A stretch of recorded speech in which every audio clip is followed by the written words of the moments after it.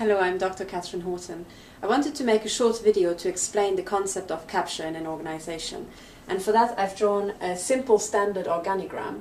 If you go on Google and you go to the image search and you search for organigram, one thing that should strike you is that 99.9% of all the results that are returned have this rough hierarchical pyramidal structure.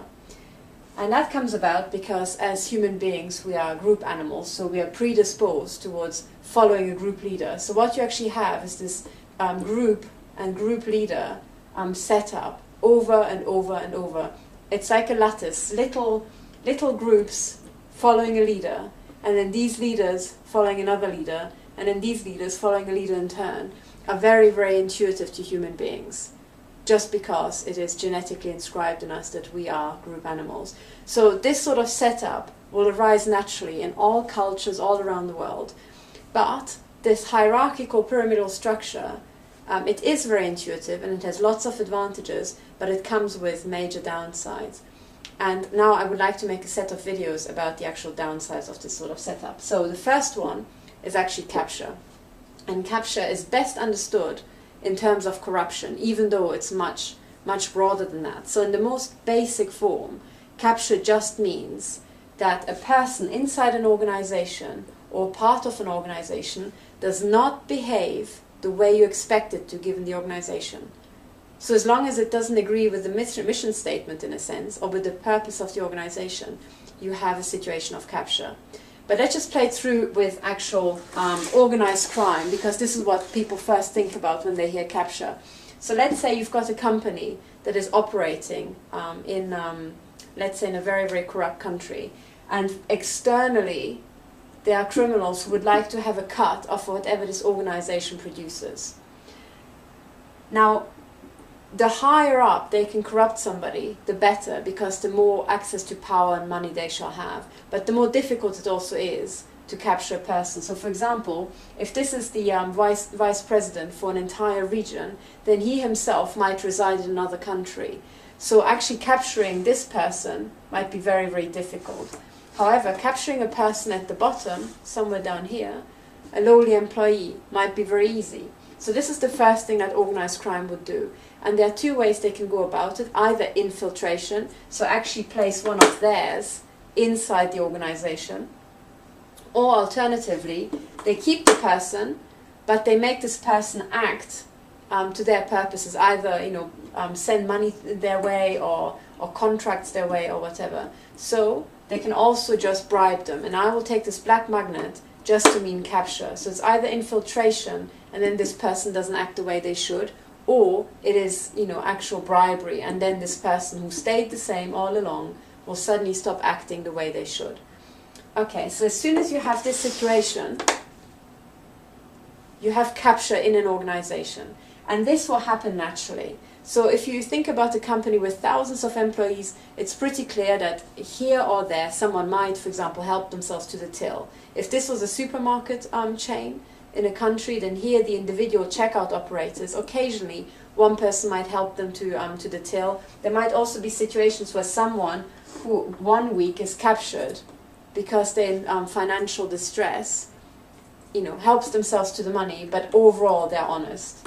So in a sense, capture would be flicking. It's like the black flicks on and off depending on if they're corrupt or not, But let's say it's something more permanent. So you've got a person who is just corrupt or has been corrupted externally, and they are branching some of the money off to their friends.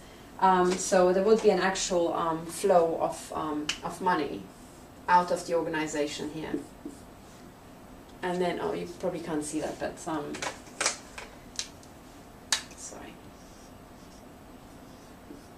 Okay, so money is flowing out of the organization at this point instead of being, being carried up. Now, if it's not discovered, then eventually this person will be promoted. So would end up here. Now, at this point, it's very tempting, if this has been a lucrative operation, to keep doing it if they are not discovered. And then what would happen is that a new person would be hired to fill their position. They would not initially be corrupted at all.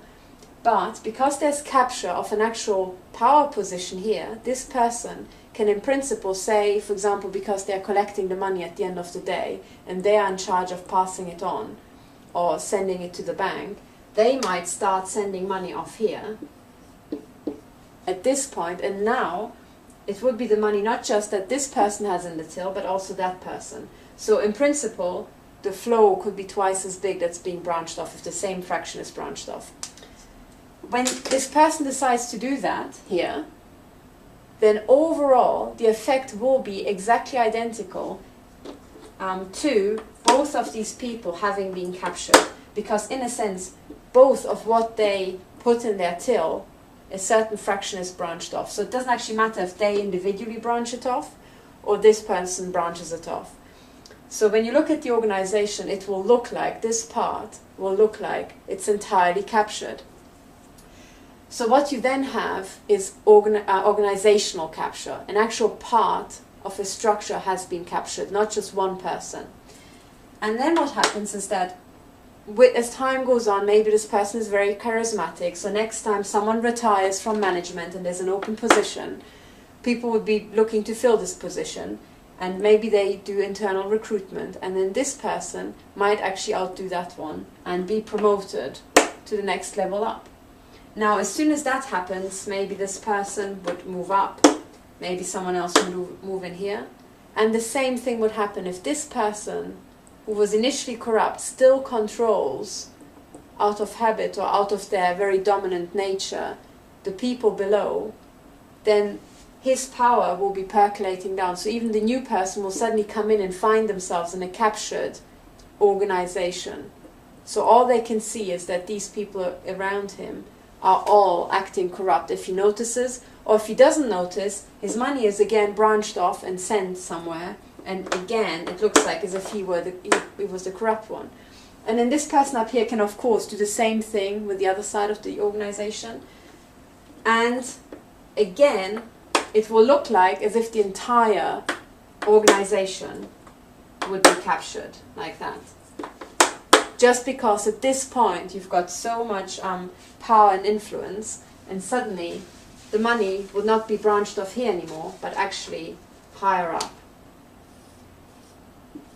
And then there would be some real money flowing the criminal's way up there.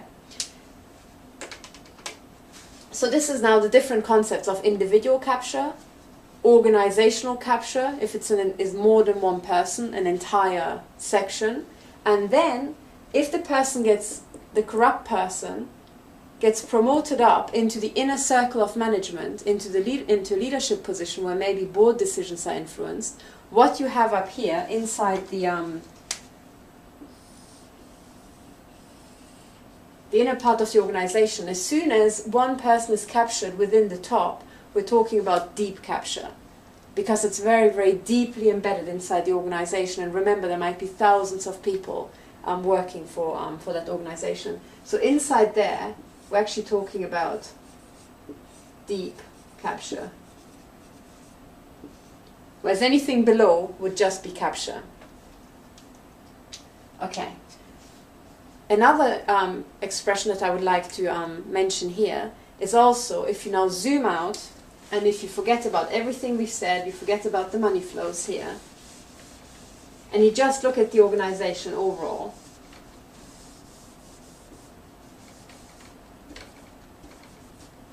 Here, what will strike you is that suddenly, if you zoom out, you'll see one part of the organization that is healthy, and one part of the organization that is captured.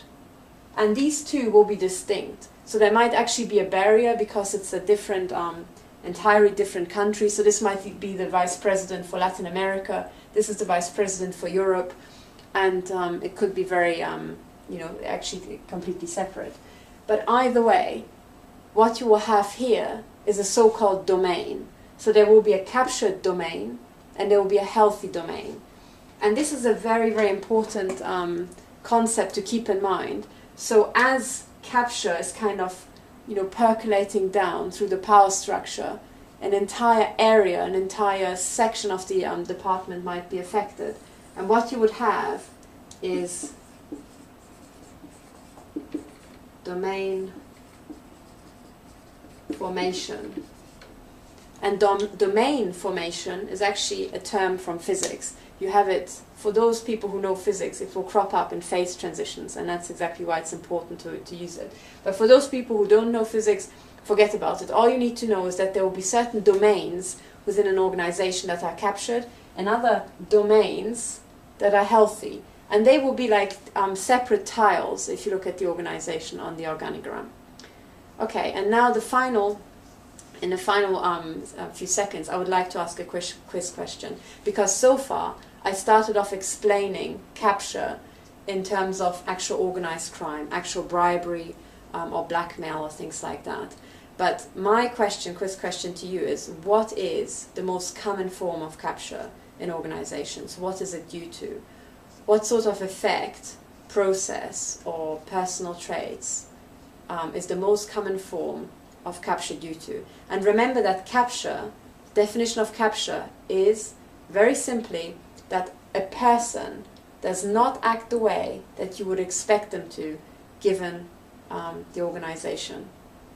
So what they would do would run counter to the purposes of the organization typically. That's capture. So that's the quiz question. Please put your answers in the comments. I would be absolutely intrigued to hear what you think, and I will solve the puzzle in my later videos. So that's all for now. So the only words you have to remember are capture, deep capture, and domain formation, which is the result of capture.